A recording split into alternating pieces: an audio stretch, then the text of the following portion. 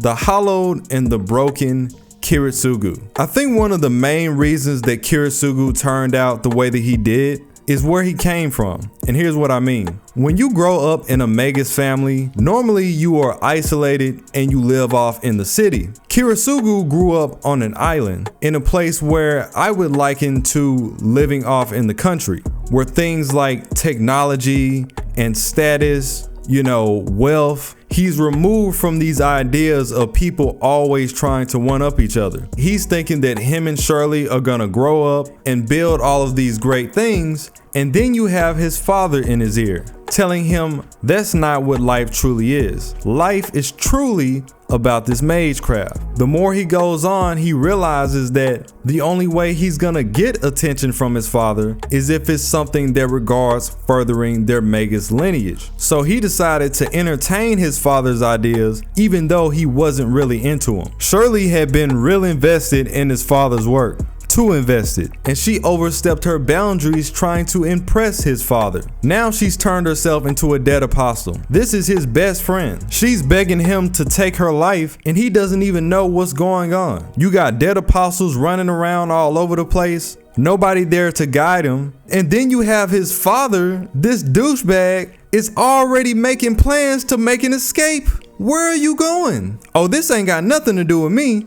I know it looks bad. I mean real bad. But if we both leave right now, we can make it out alive. What about Shirley?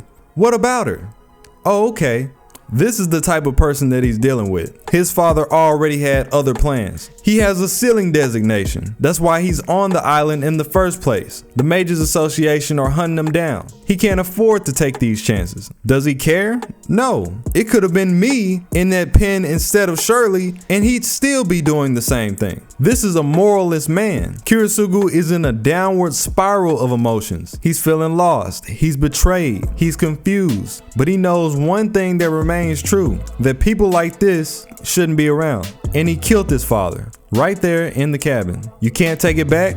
You can't ask any questions. All he can do is move forward. And this starts his journey with Natalia because he has nothing else left. Now Natalia, despite her cold appearance and the way that she handles things, she's always treated Kirisugu from a motherly angle. She's like the mom that he never had. And with her being the only decent guidance that he has, he can't help but want to take after her. This is what a hero looks like, because she didn't turn in the face of danger, and that is a mercenary, a cold-blooded killer. He copied everything that she did, her tactics, her style, even her habits. He started smoking just like her. But there was one fateful mission where he was faced with a decision, where she was on a plane of dead apostles, and the crash would potentially put too many people in harm's way. Now Kirisugu, though he's broken, he's not a bad person. All he can see is his childhood. He saw what happened with dead apostles when he just sat there and let himself be guided by his fear. How he lost his best friend Shirley, and how he told himself that since he was so weak in that moment, he might as well have been the person that killed everybody in the village himself.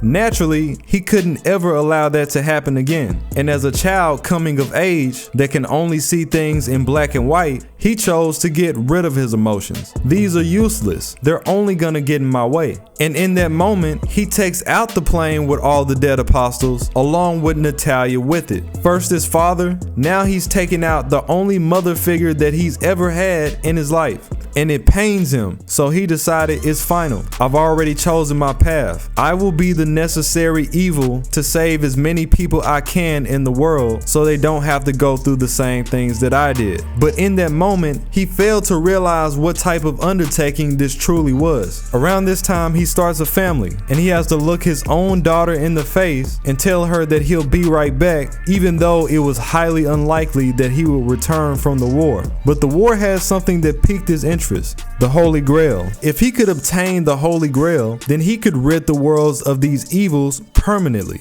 It almost sounded too good to be true, because it was. And at his side, there to drive a wedge into his ideology, he would summon King Arthur, who opposed evil and could only uphold righteousness. As Kirisugu matured into his adult years, he stopped really concerning himself with society's rules. He could care less about her righteousness. The only thing that he was was concerned about was getting the job done. The young eyes that were once filled with promise and vigor were now filled with despair and anguish. He was cold, he was calculated, he had become pragmatic at heart. Anything else was just a waste of his time. And if he had to use Saber to get there, then so be it. See, Saber never agreed with the way that Kirisugu handled things throughout the entirety of the war. One of the best examples of their friction was Saber's second fight against Diarmu, where Saber, realizing that Diarmu had lost one of his phantasms, wouldn't be able to fight at full power. So she handicapped herself and fought with one arm to stand by her knightly ways. The interesting thing about this scene is that while Saber is doing everything in her power to keep it righteous, Kirisugu is doing anything that he can to win, even if that's underhanded, using Kanev's girl as collateral,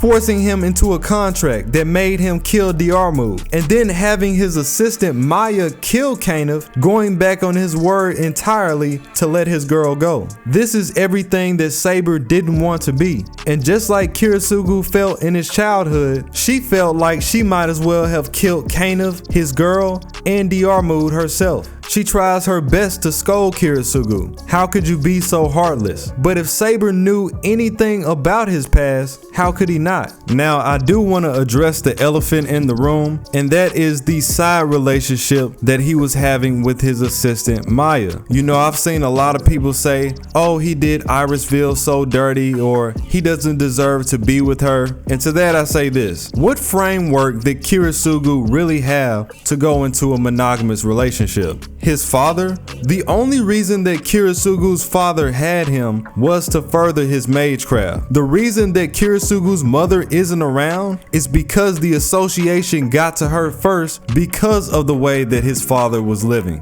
Who else? Natalia? Let me point out the fact that Kirisugu is the same person that was being taken advantage of by his own foster mother, Natalia. Oh, you didn't know that. How Natalia was actually a succubus, and she would force herself on Kirisugu against his will to replenish her magical energy. So again, what did he really have? I'm not saying what he did with Maya was right. I'm not saying it's wrong, but I do think that you have to take that into consideration. And then you get to the end of the war, and he runs into the man that he fears the most. A man who, just like himself, was unconcerned about the laws of society. Though the two of them had a lot of similarities and they both lived a fraudulent lifestyle, the main true difference is that Kirisugu inherited his apathy and Kirei's was just a part of his DNA. Irisville was truly special to Kirisugu. She was the one thing that made him feel whole in a world that was constantly falling down. And although Kirisugu knew Irisville's place for being part of the Grail, he still couldn't forgive Kirei for what he had done to her. As someone that held on to nothing else, this fight was more than personal, and he comes out on top. Despite the act that he tries to put on, he really does care about his family, and even in the end, he still couldn't completely rid himself of all of his feelings. He wants better for the world and confronts the Grail in order to achieve that. But what he finds in the Grail is not some wish, it's not his victory. What he finds is himself, where Angra showed him what he had truly become in order to get where he was going. The heartless machine that drowns out everything that's around him. At this point, he had become no different from the Grail mud. So through all of his efforts, everything ended up being in vain. He rejects this idea and destroys the Grail. He wanders around in misery, just hoping that he could find a piece of salvation. And then he discovers Shiro, a shining light that could illuminate at least some of his despair. Because he destroyed the Grail, the Ainsburns took this as a form of betrayal and hid the castle from Kirisugu, and he was never able to return to his daughter again. He searched and he searched for years, and it left her with the idea that he lied to her about coming back. when the truth of the matter was he just could never find her. So through it all, he realized that instead of giving his son this false idea that they could ever be together, he figured it would be best if Shiro just didn't know, because he couldn't live with the idea of leaving his child with a broken promise yet again. He proceeds to teach his son magecraft, but purposely in the wrong way, in hopes that it would deviate him and he wouldn't have to walk the same wretched path that he did. He owed him at least that much.